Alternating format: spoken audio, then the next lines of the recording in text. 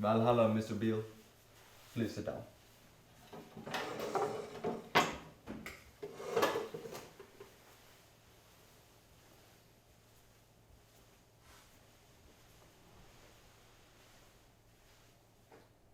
You have meddled with the primal forces of nature, Mr. Beale, and I won't have it!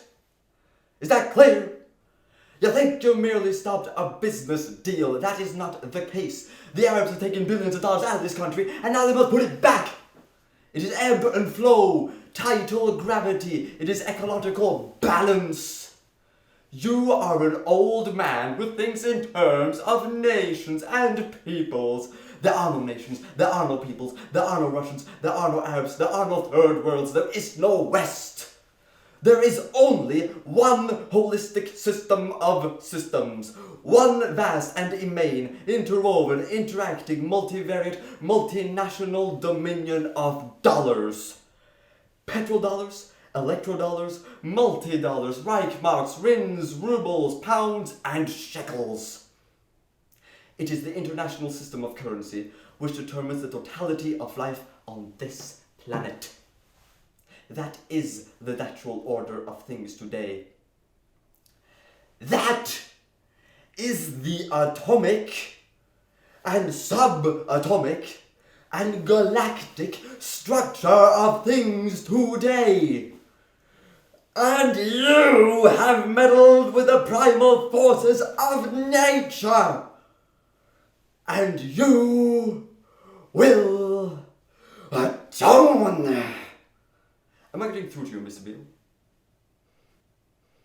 You get up on your little 21-inch screen and howl about America and democracy. There is no America. There is no democracy. There is only IBM and ITT and AT&T and DuPont, Dow, Union Carbide, and Exxon. Those are the nations of the world today. What do you think the Russians talk about in their councils of state?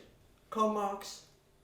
They get out their linear programming charts, statistical decision theories, minimax solutions, and compute the price-cost probabilities of their transactions and investments just like we do.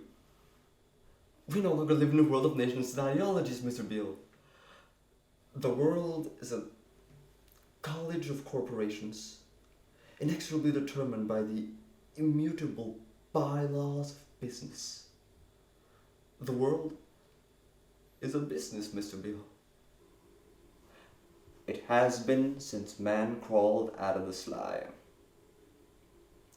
And our children will live, Mr. Beale, to see that perfect world in which there is no war, or famine, oppression, or brutality.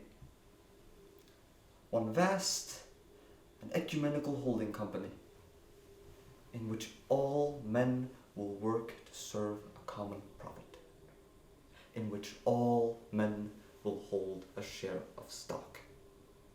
All necessities provided, all anxieties tranquilized, all boredom amused. And I have chosen you, Mr. Beale, to preach this evangel. But why me? Because you're on television, dummy. 60 million people watch you every night of the week, Monday through Friday. I have seen the face of God. You just might be right, Mr. Beale.